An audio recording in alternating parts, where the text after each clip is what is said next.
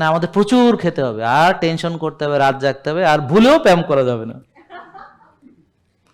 শুধু অলসতা করতে হবে, বিলাসিতা। ওই যে বলি, মেয়েরা কি করবে, রহিমার মা, করিমার মা, সকিনার মা, হ্যাঁ, এরা কারা? এদের মাজা দিয়েও সংসার চালায়, আর নিজের মাজাটা ডাক্তারদের জন্য রেখে দিয়েছে, ওরা কাটবে, ডাক্তাররা কাটবে, বুঝতে পারছেন? নিজের মাজাটা রেখে দিছে, আর ওই ওদের মাজা দিয়ে সংসার চালায়। একটা হলো রিমোট কন্ট্রোল, আর একটা হলো ভয়েস কন্ট্রোল। এই করিমার মা, এই তুমি ছাদ থেকে এটা নিয়ে আসো, এই রহিমার মা তুমি কাপড়গুলো এই করো।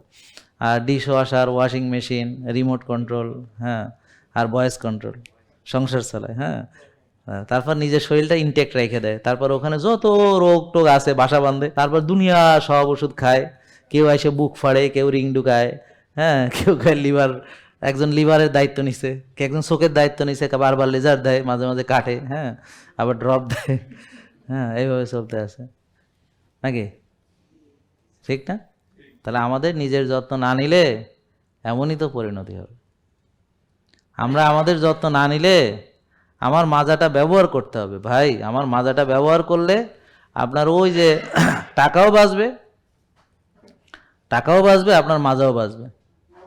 আপনি একটু রিক্সা কিছু দূর হাইটে যান রিক্সা না নিয়ে, তাহলে আপনার ভাড়াও বাঁচবে, আপনার ঠ্যাংও বাঁচবে, গিরাও বাঁচবে, মাজাও বাঁচবে। জেকে লাইফস্টাইল লিমিটেড, ওষুধ মুক্ত সুস্থ জীবন।